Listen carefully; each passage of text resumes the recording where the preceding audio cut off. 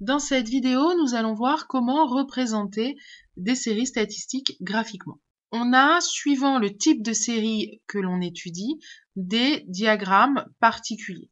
Donc si on commence par le diagramme en bâton, on va plutôt utiliser ce diagramme pour représenter des données numériques, autrement dit quand les valeurs du caractère sont des nombres.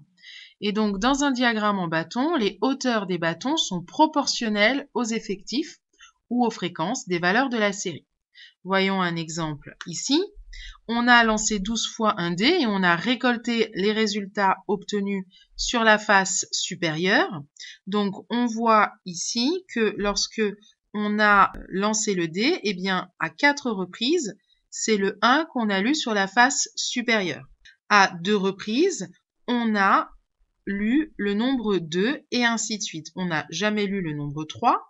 On a lu 3 fois le nombre 4. Donc, on remarque que sur l'axe horizontal, on va lire les valeurs du caractère et sur l'axe vertical, on va lire les effectifs ou les fréquences puisqu'on peut construire des diagrammes en bâton pour représenter les séries autant par rapport aux effectifs qu'aux fréquences.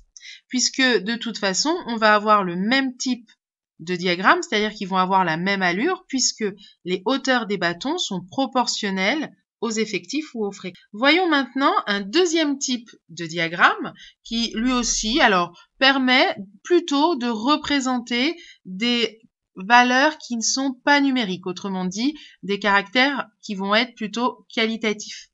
Alors, un diagramme circulaire ou semi-circulaire, ce sont les mesures des angles qui sont proportionnelles aux effectifs ou aux fréquences des valeurs de la série. Alors évidemment, un diagramme circulaire, c'est quand on a un cercle en entier, et un semi-circulaire, c'est quand on a un demi-cercle seulement de représenter. Donc ici, si on voit la répartition des chaussures portées par un groupe de filles selon le genre, on s'aperçoit qu'on a 25% des filles qui portent des babies, eh bien, on remarque que 25%, c'est aussi le nombre 1/4 et qu'on a bien 1/4 du disque qui est représenté par cette catégorie.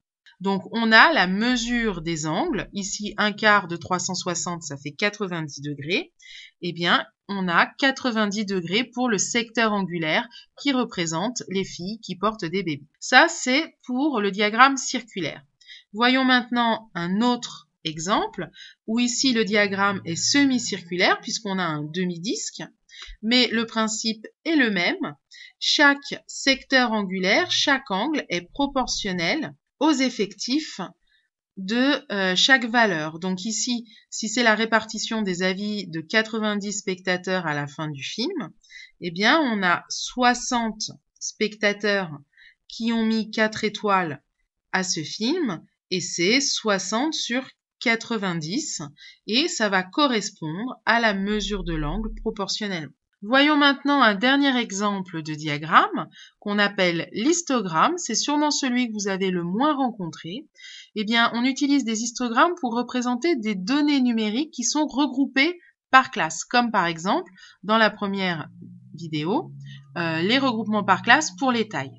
Alors, dans un histogramme, les aires des rectangles sont proportionnelles aux effectifs ou aux fréquences de chaque classe. Ce n'est plus la hauteur qui va être proportionnelle, mais c'est l'aire. Par contre, lorsque les classes ont la même amplitude, eh bien, à ce moment-là, ce sont les hauteurs des rectangles qui vont être proportionnelles. Puisque la largeur de chaque rectangle étant la même, les aires vont être évidemment corrélées à la hauteur de chaque rectangle. Donnons un exemple. Ici, on a relevé la taille en mètres des joueurs d'un club de rugby. Eh bien, on voit que on a une amplitude qui est identique puisqu'on va de 5 cm en 5 cm. Ce premier rectangle nous dit qu'on a 5 joueurs qui ont une taille comprise entre 1,75 m et 1,80 m. Et on a la hauteur, ici parce qu'on a la même amplitude, on a la hauteur des rectangles qui est proportionnelle aux effectifs. Si on a des amplitudes différentes, eh bien ce seront les aires et ce sera plus la hauteur qui est proportionnelle.